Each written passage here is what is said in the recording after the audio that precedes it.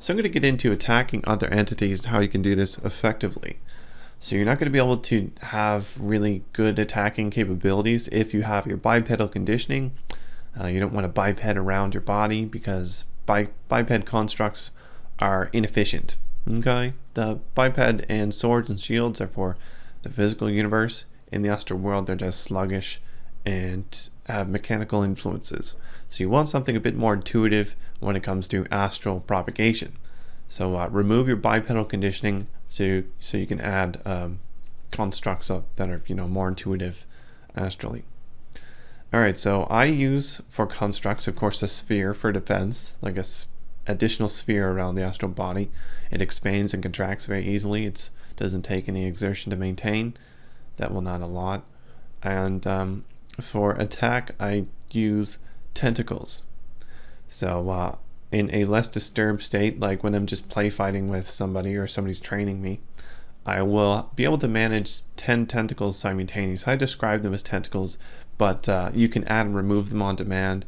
You can extend them a seemingly infinite distance. You can retract them, make them part of the defensive sphere, and you can use it to grab things. It's more dynamic. That's what I'm saying. It's a very efficient construct for astral combat.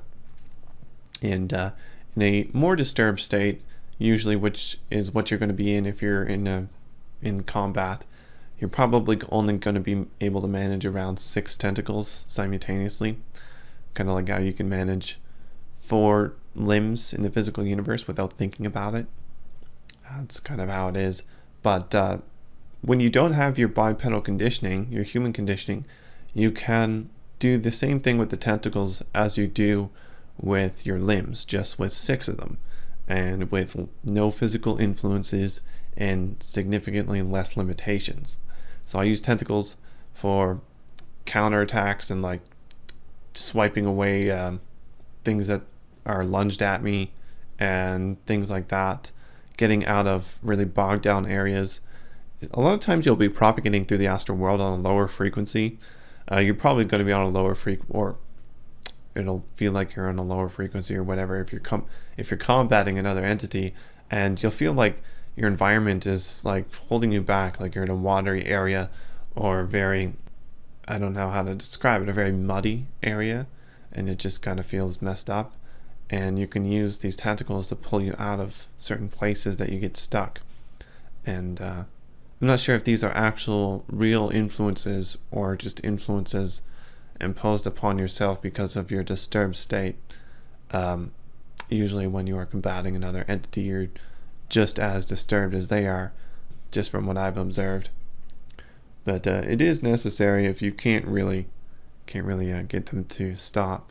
I usually try to be very kind and open towards beings that are attacking me for a short while, and usually that helps. They'll stop and they'll understand that I'm not a threat. But sometimes you do need to defend yourself, and if they keep attacking and you can't get away, then you have to attack back. Otherwise they're going to disturb the astral body quite a bit. Anyways, that's it for the tentacle part. I use tentacles. And by the way, this is going to be the scariest looking thing for other humans.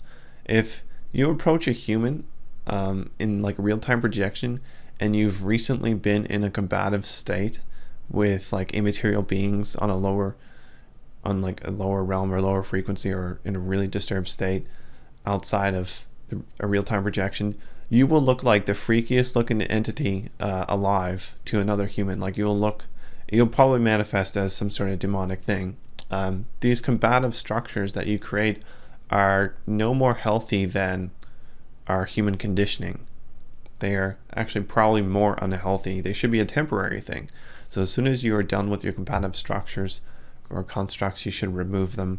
Otherwise, it's going to impair energetic flow through the astral body, and it will also it'll make it so that it's a bit hard to interact with other humans, because they're so afraid of non-humans. Okay, so if you have non-bipedal constructs around your astral body, you should make sure that you get rid of the non-bipedal constructs at least. Otherwise the humans are just going to be like really intimidated. you want to be less foreign to them. A lot of times I specifically manifest a biped around my body. So like I said, I work against my human conditioning. I try to be as pure as possible as an astral being, so I am not limited in my capabilities. But when I'm interacting with people who have just gotten out of body or something like that, I manually or intentionally add my biped conditioning back so that they can see this humanoid figure instead of just an orb of some sort or some sort. When you don't have conditioning, you're a very dynamic being. You're usually going to be perceived as an orb by other, entities, or nothing more complex than that. But with humans, it's like they just manifest whatever makes sense to them.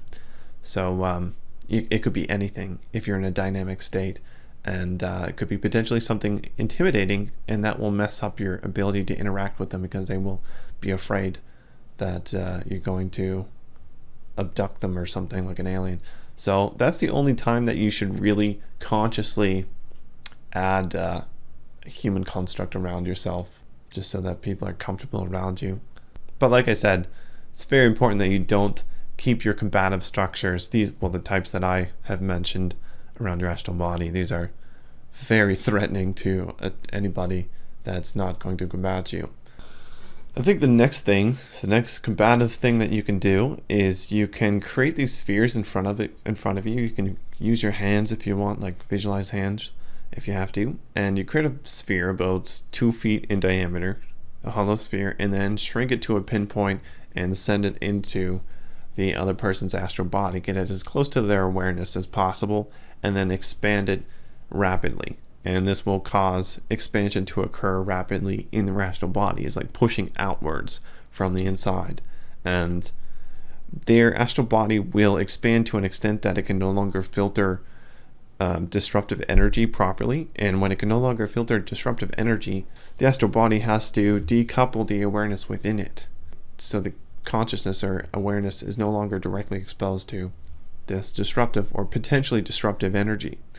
And you can do this with a separate construct, like I said, something that you create ahead of time, or you can do it with your own astral body. So sometimes I armor my astral body as much as possible, and then I surge in towards the other entity's awareness, and then I expand very quickly. This is probably the most powerful type of attack that you can do in the astral world. It's just going to mess up their astral body for quite a while. These are very dynamic constructs. They're probably going to recuperate very soon, but you can mess up an astral body pretty bad with this. And pretty much every time you do this surge kind of thing correctly, their awareness will decouple and they can no longer control their astral body. They'll just go to another body and they won't be able to come back until the astral body is regenerated, or maybe they might have access to other astral bodies. I don't really know. That's a possibility. So that's it for this video on astral combat. I hope you learned something. See you later.